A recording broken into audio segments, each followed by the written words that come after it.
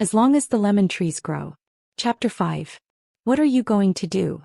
Cough asks from the dark corner, and I jump and press a hand to my heart. What? He steps out, the shadows melting off him, eyes glinting. What are you doing about AM? I don't know. That means you'll do nothing. It means I don't know. I swallow down my anxiety. Leave me alone.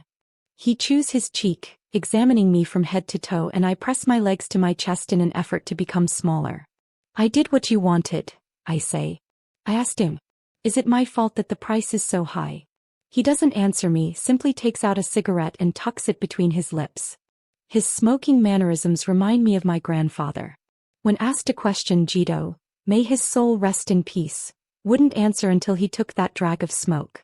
But Jito had a gentle smile and such a proud way of looking at me, and there's nothing like that about Cough. Nothing. No, it's not. But it seems like you've given up. Didn't you tell Layla you'll haggle with him? I shrug. His eyes bore into mine. While your apparent enthusiasm is admirable, he sneers, it's not enough. You need to get that boat. I'm at my limit here. What do you want, Cough? I say wearily. A plume of silver smoke obscures him from my view. Why, your safety, of course. He grins. Don't you believe I'm some sort of a defense mechanism? I manage a pathetic snort. He stands in front of me and I instinctively jerk back. Salama, you should know better by now. Unlike you, I don't tire, I don't feel pain, and I won't stop until I get what I want. Fighting me, fighting your mind.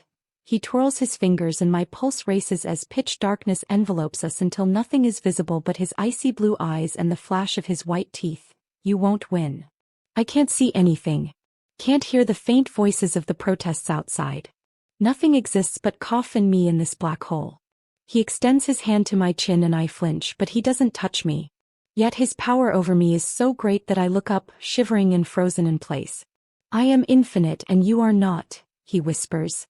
He trails a finger I don't feel along the hollow of my throat, but my teeth still chatter as if I can sense the blade of his fingernail. Find a way to get that boat. The morning sun bleeds over my shivering body.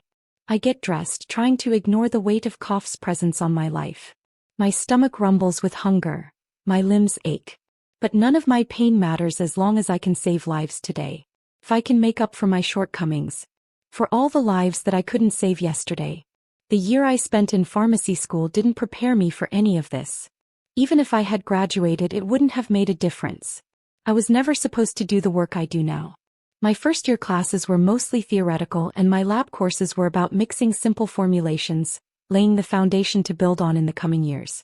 My first day at the hospital was akin to being dropped with no swimming lessons into the deep end. I taught myself how to swim, to kick my legs and stay afloat before the heavy weight of the waves dragged me down. At noon, catastrophe strikes in the form of shrapnel raining on a nearby elementary school. On children. When they are wheeled in, the world slows down.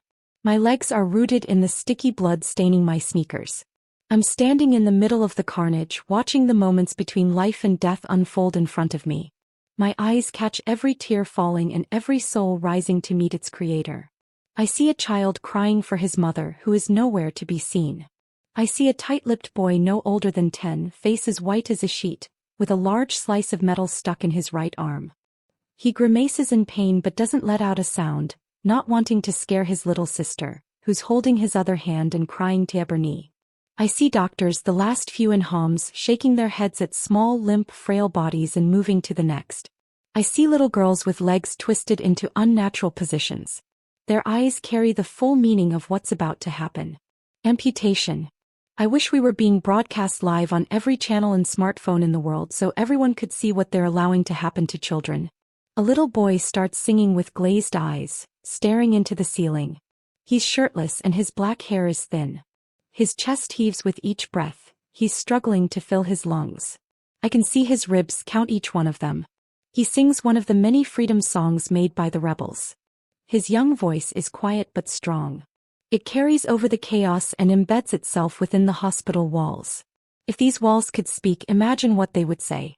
I walk toward him in a trance, guided only by the tune of his singing. There's no one beside him. Neither his legs nor his arms are severed. There's no blood coming out of his mouth or dripping from his head. He's not a priority. And yet, I clasp his hands in mine. They're as cold as ice. His little coat must be back at the school, buried under the rubble. Are you hurt? I ask through silent tears. He doesn't stop singing, but his voice is lower. I check his pulse. It's slow and unnatural. I don't see any wounds. Are you hurt? I ask again urgently. At this rate his heart will stop. He turns toward me. My name is Ahmad. I'm 6 years old. Can you help me find my mama? He says quietly. His eyes, deep blue, are sunk so far into his skull, I'm scared they'll vanish. He's in shock. I take off my lab coat, put it around him. I warm his hands in mine and kiss them. Yes, Habibi. I will find your mama. Can you tell me if you're in pain? I feel funny. Where? My head. I feel sleepy. He coughs roughly, and my chest. I don't know. Internal bleeding. I yell for Dr. Ziad. The doctor hurries to my side and checks Ahmad's pulse. Ahmad tells him he's thirsty while Dr. Ziad inspects his head. Extreme thirst can only mean one thing. With a deep sigh he shakes his head. What does that mean? I demand. Are you giving up on him? Salama, we don't have a neurosurgeon. No one here knows how to operate on internal bleeding in the brain. His tone is grave, full of regret. What? So we're just going to let him? I hiss but can't get the horrible word out. I don't want Ahmad to hear it. Dr. Ziad wipes back Ahmad's hair from his forehead. There are droplets of sweat coating it. I swallow the bile in my throat. Are you in pain, son? He asks. Ahmad shakes his head. Adrenaline and shock. He doesn't need morphine.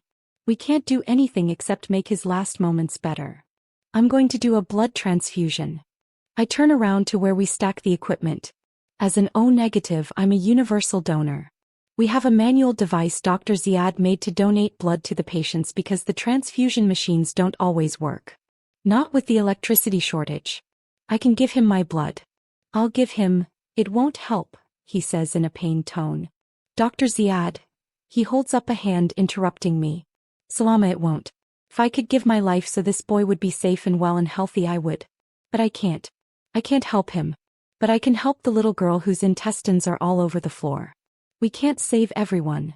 He leaves before I can yell. Auntie, Ahmad begins softly, stopping to gasp for breath. Yes, Habibi. I turn around and clasp his hands back into mine. If you live, I'll take care of you, I vow. Just live. Please. Just live. Am I going to die? He asks, and I see no fear. Do all 6-year-olds know what death is? Or is it only children of war? My hands shake. Are you scared of death? I reply instead. He coughs and a hint of red drips from his lips. My God. I don't know. Baba's dead. Mama said he's in heaven. Will I go to heaven too? I shudder in a breath. Yes, you will. You'll see your Baba there. He smiles gently. Alhamdulillah, he whispers. What can I do in heaven, Auntie? How can a child have so much composure in the face of death? I swallow my tears, drowning inwardly. You will play all day. There are games and food and candy and toys and everything you could ever want. Can I talk to God too?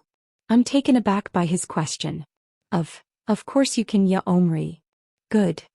We sit silently for a few minutes and I listen as his lungs struggle. Already his eyes are losing focus, his breaths becoming shallower by the second. I pray for his soul and recite Quran verses in a whisper. Auntie, don't cry. When I go to heaven, I'll tell God everything, he chokes out. I look up and his face has gone still.